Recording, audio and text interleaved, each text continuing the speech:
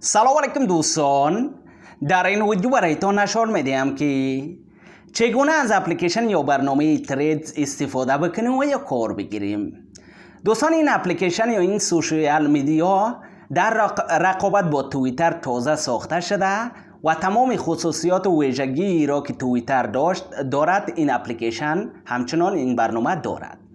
برای دانستن این پس لطفاً تا آخر ویدیو ما را همراهی نمایید و اگر تا هنوز کانال ما را سابسکرایب ننمودین لطفاً سابسکرایب نمایید.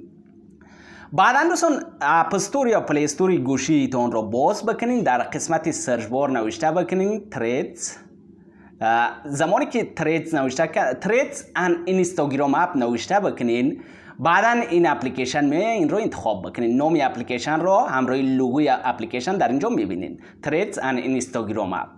بالای دکمه اینستال کلیک بکنین، در گوشیتون اینستال شود. بعد از اینجا بیاین بالای آن کلیک بکنین، باز شود. بالای از این ما کلیک میکنیم، باز شود. دوستان، زمانی که این را باز کردین باید که شما اکانت اینستاگرام داشته باشین. اگر شما اکانت اینستاگرام نداشته باشین باز نمیتونین که این اپلیکیشن را استفاده بکنین یا از این برنامه استفاده بکنین. زمانی که برای اولین بار باز بکنین این قسم صفحه برایتان نشان داده می شود. قسمت پایین یوزرنیم اینستاگرامتون نشان داده می شود. اگر شما چندین اکانت اینستاگرام دارین و از طریق کدامی از آنها میخواین که این را لاگین بکنین، در قسمت پایین بالای گزینه سویچ اکانت کلیک بکنین. باز در اینجا کدام اکانت اینستاگرامتون را که میخواین که از طریق آن لینک بکنین یا وصل بکنین آن اکانت اینستاگرامتون را در اینجا انتخاب بکنین. به طور مثال من این اکانت اینستاگرام خود را انتخاب کردم، نشان داده می شود. هر چی که نامتون در این اینستاگرام باشد آن نامتون در اینجا نشان داده می شود. از اینجا شما نمیتونین که نامتون را تغییر بدهین یا یوزرنیمتون را تغییر بدهین. اگر خواسته باشین باز از این اینستاگرام که تغییر دادین این همچنان تغییر میکند. در قسمت بایو شما میتونین که در قسمت بایوتون چیزی را نوشته بکنین و در قسمت اینجا لینک، اگر لینک سوشیال میدیا یا شبکه اجتماعی داشته باشین میتونین در اینجا نوشته بکنین. اگر میخواین که هر چیزی که در اینستاگرامتون هست در اینجا قرار بگیرد، در اینجا بالای گزینه ایمپورت فرام اینستاگرام کلیک بکنین. عکس پروفایلتون یا هر چی که در اینستاگرامتون هست در اینجا قرار میگیرد. ما در اینجا بالای گزینه ایمپورت فرام اینستاگرام کلیک میکنم. زمانی که بالای گزینه ایمپورت فرام اینستاگرام کلیک کردیم در اینجا میبینیم که چیزی که در بایو اینستاگرام ما بود در اینجا آمده و همچنان لینک یوتیوب کانال ما در قسمت لینک آمده. حالا در قسمت پایین بالای دکمه کانتینیو کلیک میکنیم. زمانی که بالای دکمه کانتینیو کلیک کردیم وارد صفحه بعدی میشویم. در اینجا شما انتخاب بکنین که اکانت تریدزتون پابلیک باشد، پابلیک پروفایل باشد یا پرایویت باشد. من در اینجا پابلیک رو انتخاب میکنم و اگر شما میخواین که پرایویت باشد در اینجا پرایویت رو انتخاب بکنین. من پابلیک رو انتخاب کردم، یعنی پابلیک عمومی و پرایویت خصوصی باشد. من عمومی رو انتخاب کردم، پابلیک رو، و در قسمت پایین بالای دکمه کانتینیو کلیک میکنیم. زمانی که بالای دکمه کانتینیو کلیک کردیم بعضی اکانت ها را برای ما پیشنهاد میکنن، کسایی را که در اینستاگرام ما فالو کردیم. اگر میخواین که آنها را شما فالو بکنین، فالوورای شما هستن، اگر میخواین که آنها را فالو بکنین شما بالای دکمه فالو آل کلیک بکنین، فالو بکنین. اگر نخواستین که فالو بکنین اینها را فالو بکنین، فالو نکنین، مشکل نیست. در قسمت بالا بالای علامه تیک کلیک بکنین. بعدا در قسمت پایین بالای گزینه جوین تریدز کلیک بکنین. اکانت تریدز شما ساخته می شود. دوستان میبینین که اکانت یا حساب تریدز ما ساخته شد. در قسمت پایین بعضی دکمه ها رو داریم. در اینجا اولین دکمه که هست به نام هوم اسکرین است، هوم است. اگر بالای دکمه هوم ما در اینجا کلیک بکنیم هر موضوع یا هر مطلبی را که کسی در این اپلیکیشن یا این برنامه شیر میکند در اینجا برای ما نشان داده می شود و هرگاه شما خواستین که تریدز کسی را لایک بکنین در قسمت پایین هر تریدز این آیکن دیده می شود. اگر بالای این آیکن اولی ما کلیک بکنیم لایک می شود.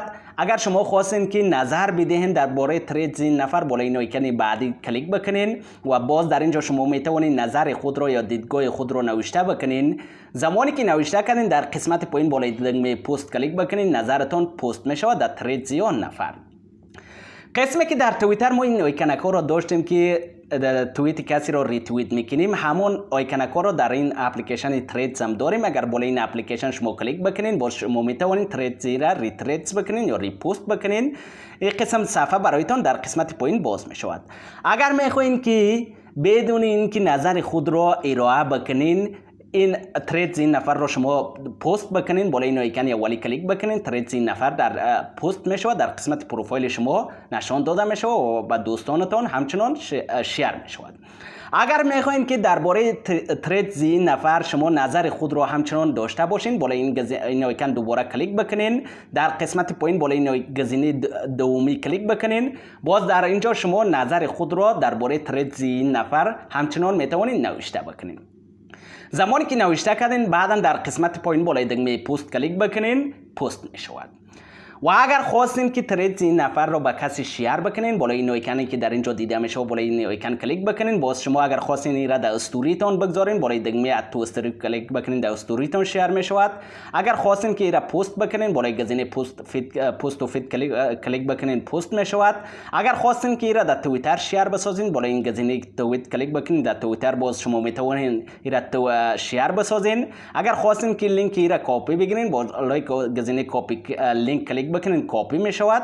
اگر خواستین که از طریق دیگه شبکه‌های اجتماعی شیر بسازین بالای گزینه شیر و کلیک بکنین باز شما میتونین از طریق واتساپ، مسنجر، فیسبوک یا دیگه شبکه‌های اجتماعی به هر کی که خواسته باشین شیر بسازین. اگر خواستین که نام کسی را شما سرچ بکنین و آن را فالو بکنین در قسمت پایین بالای دکمه سرچ کلیک بکنین بعدا در قسمت بالا یوزرنیم یا نام کسی را که شما میخواین که آن را فالو بکنین در اینجا نوشته بکنین. زمانی که نوشته کردین نام او میاد بالای دکمه فالو کلیک بکنین شما آن را میتونین فالو بکنین. و در قسمت پایین گزینه بعدی که در اینجا دیده می شود اگر بالای این آیکون ما کلیک بکنیم شما میتونین تریدز خود رو نوشته بکنین. قسمی که در توییتر شما میتونین توییت بکنین در اینجا شما میتونین تریدز خود رو نوشته بکنین. هر چیزی را که شما خواستین در اینجا درباره هر چیزی که میخواین که توییت تان باشه آن رو در اینجا نوشته بکنین. اگر خواستین که کدام عکس یا کدام ویدیویی را همچنان اد بکنین در اینجا بالای این آیکونی که در قسمت دیده میشه بالای آن کلیک بکنین گالری گوشیتان باز میشود. کدام عکس یا کدام ویدیویی را که شما میخواین در آنجا اد بکنین آن عکس باشه یا ویدیو باشه انتخاب بکنین. به طور مثال من یک عکس رو انتخاب میکنم شما هر چیزی را که میخواین آن را انتخاب بکنین. بعدا در قسمت بالای دکمه دن کلیک بکنین در قسمت قرار میگیره و در قسمت پایین بالای گزینه پست کلیک بکنین پست می شود. چیزی را که شما نوشته کردین پست می شود. در قسمت پایین بالای این آیکون بعدی که در اینجا دیده می شود بالای این آیکون اگر ما کلیک بکنیم هر کسی که برای شما فرند ریکوست رو کرده باشه در قسمت نشان داده می شود. در اینجا بالای گزینه کانفرم اگر ما کلیک بکنیم باز شما می توانید آن رو تایید بکنین. اگر خواستین که تایید نکنین بالای دکمه هایت کلیک بکنین باز شما می توانید که آن رو تایید نکنین. و در قسمت پایین بالای آیکون بعدی که در قسمت پایین دیده می شود اگر ما کلیک بکنیم در قسمت پروفایلتون نشان داده می شود.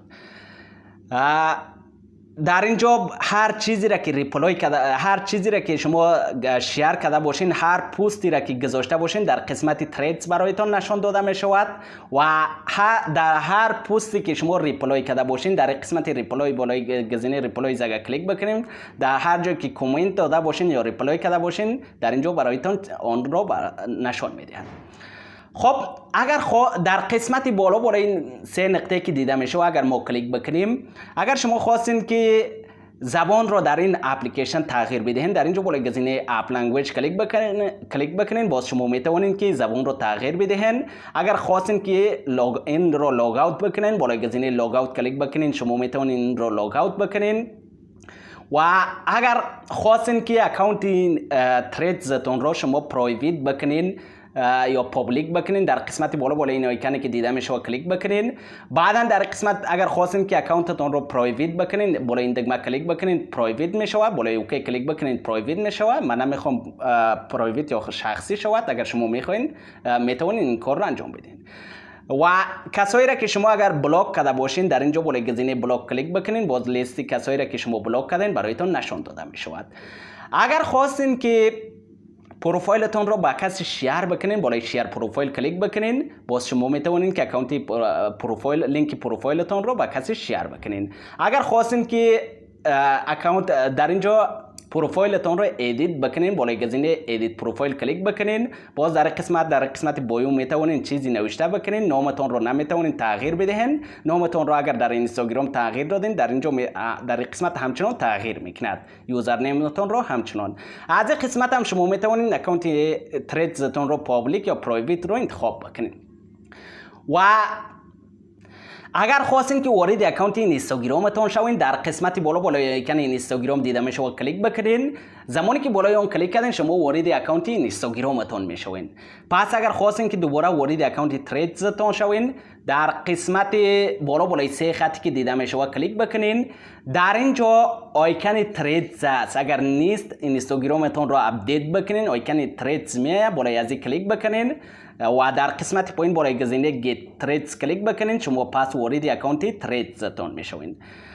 دوستان به این طریقه شما میتونین که از این اپلیکیشن جدید استفاده بکنین و از آن کار بگیرین. تا ویدیوهای بعدی الله حافظ.